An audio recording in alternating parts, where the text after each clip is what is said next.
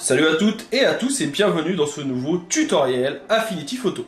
Aujourd'hui, je vous propose de découvrir un petit tutoriel sur les outils de pinceau. On avait fait une vidéo à peu près dans le même genre il y a quelques semaines sur Photoshop, et bien aujourd'hui, c'est parti pour Affinity. C'est tiré de ma formation complète sur les outils de Affinity Photo 2, sorti cette année, que vous pouvez retrouver dans la description. Si jamais vous avez des questions, des remarques ou des besoins en tutoriel, je reste bien sûr disponible dans la section commentaires. J'espère que cette vidéo vous plaira. Si c'est le cas, un petit like, un partage, un abonnement, ça permet à la chaîne de se développer et à moi de vous proposer de nouveaux contenus. Je vous dis à tout de suite au cours de la vidéo et je vous en souhaite un bon visionnage. Parmi les outils les plus importants et les plus intéressants de Affinity Photo, on retrouve l'outil de pinceau. Cet outil, vous l'avez juste après le dégradé. Il est composé de 3 outils que l'on va pouvoir regarder. Ils fonctionnent plus ou moins de la même façon.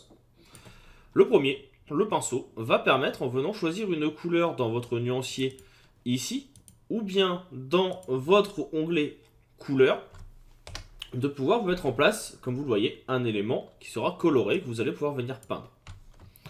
Cet élément, vous allez pouvoir venir le paramétrer en haut, ici. Vous allez pouvoir venir définir la largeur de votre trait. Vous allez pouvoir venir définir son opacité, est-ce qu'il est plus ou moins transparent.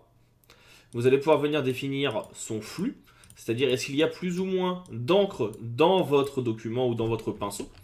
Et sa dureté, c'est-à-dire est-ce qu'il est plus ou moins flou. Plus la dureté sera basse, plus l'effet de flou, de progressivité sera fort. Si vous allez dans plus, vous aurez la possibilité de venir paramétrer vos pinceaux. Je ne rentre pas dans les détails aujourd'hui, mais si ça vous intéresse, vous pourrez aller voir bien sûr dans cet endroit. Juste à côté, vous allez pouvoir venir définir ce que l'on appelle la pression. C'est utilisé quand il y a une tablette, là on ne le voit pas forcément, mais ça permettra de pouvoir venir donner un effet d'appui avec votre pinceau. Si on va augmenter un petit peu la dureté pour que ça soit un peu plus visible, et que ça soit un peu plus net. Et le flux, je vais le remettre à 100%. Vous avez ensuite une option stabilisateur avec 2 parties, mode corde et mode fenêtre. Le mode corde, il veut tout simplement dire que vous allez avoir ici, vous voyez, une petite corde qui va orienter votre tracé. Et tant que vous êtes dans un rayon ici de 35, vous pouvez modifier le tracé très facilement.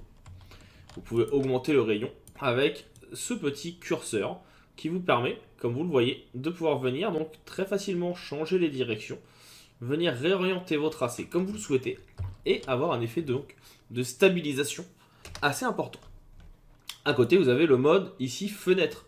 C'est plus ou moins le même principe, sauf que quand vous allez augmenter la fenêtre, vous allez avoir ici une petite bulle qui va être également modifiable. Et en fait, il bougera uniquement en suivant cette bulle. C'est-à-dire que même si vous changez la direction, vous voyez qu'il va suivre automatiquement votre curseur. Et il va d'abord le rejoindre avant d'aller à la suite. Ce que ne faisait pas le mode ligne classique. Vous avez également une option symétrie, qui est assez intéressante.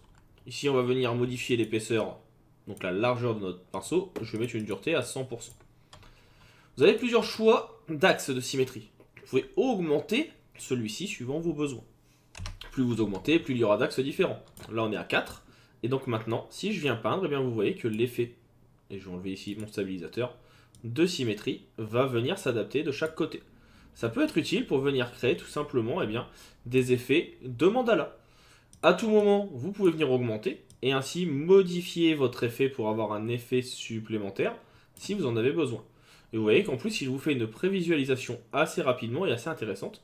Et vous pouvez à tout moment tourner votre axe, vous pouvez à tout moment le déplacer pour modifier l'effet. En plus de ça, vous avez également un mode miroir qui vous permettra, quand vous venez faire votre symétrie par exemple en 2, d'avoir un effet miroir qui va se mettre en place. Donc ça, vous n'êtes pas obligé de l'activer, c'est vous qui voyez. Enfin, vous avez les différents modes de fusion qui peuvent être utiles. Là, je vais juste tout effacer. Les modes de fusion vous permettent de venir mélanger vos couleurs. Si ça vous intéresse, on rentrera dans les détails dans une autre vidéo. Enfin, la partie bord humide va permettre tout simplement, quand vous allez venir peindre, vous voyez, d'avoir un effet qui va être un peu plus doux et surtout d'avoir l'effet comme si on venait dessiner avec de la peinture.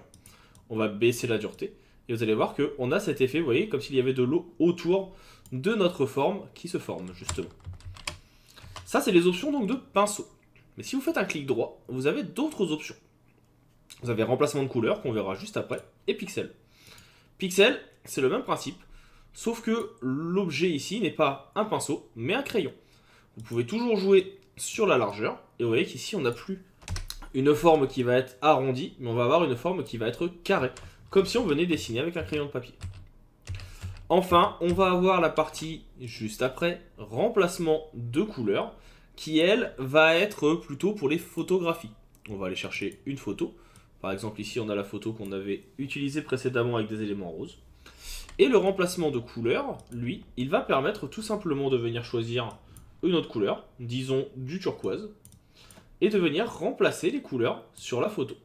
Donc là vous voyez, je viens peindre, il va remplacer les dites couleurs. Alors comment ça fonctionne? Eh bien de la même façon que l'on va utiliser la pipette. C'est-à-dire qu'il va prendre en référence une couleur à l'endroit où on va cliquer, et ainsi toutes les couleurs qui seront identiques à celle-ci pourront être modifiées. Il sera possible de paramétrer cette option. Pour ça, on va pouvoir jouer sur la tolérance. Vous avez également l'échantillonnage en continu. C'est-à-dire que si je viens créer un nouveau calque, eh bien ça prend quand même en compte normalement ce qu'il y a en dessous.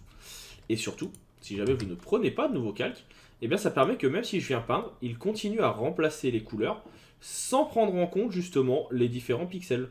De cette façon, on va remplacer toutes les couleurs qui vont être très proches, et ce, assez rapidement.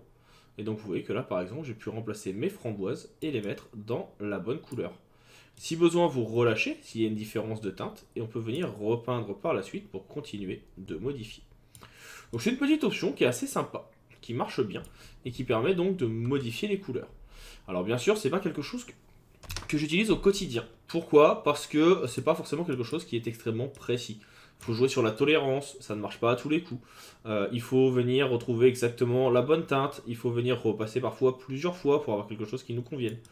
Bref, c'est pas adéquat. Mais sur des petites zones, sur du digital painting ou autre, ça peut être utile et ça peut être assez fonctionnel. Donc à vous de tester sur vos photos, voir si ça correspond à vos besoins et à vos envies. Personnellement, j'aime plutôt bien et c'est pour ça que je l'utilise et que je vous le présente aussi. A savoir, petit raccourci assez utile quand on va venir travailler avec les outils de pinceau. Il est possible de venir modifier la taille sans avoir besoin de repasser à chaque fois par la largeur ici. Il vous suffit de faire CTRL, ALT et clic gauche. Et de cette façon, vous allez pouvoir venir augmenter votre largeur en allant à gauche et à droite. Et si vous allez vers le haut et vers le bas, vous allez pouvoir venir modifier la dureté de votre pinceau. Ces petits raccourcis sont assez utiles pour gagner du temps, donc profitez-en. De cette façon, vous aurez la possibilité de pouvoir modifier rapidement vos outils de pinceau sans devoir à chaque fois repasser par les menus supérieurs. Donc voilà pour cette petite vidéo sur les outils de pinceau. On va ensuite passer donc à l'outil suivant qui est aussi un pinceau mais qui est assez intéressant en lui-même, c'est le pinceau mélangeur. On attaque ça tout de suite dans la prochaine vidéo.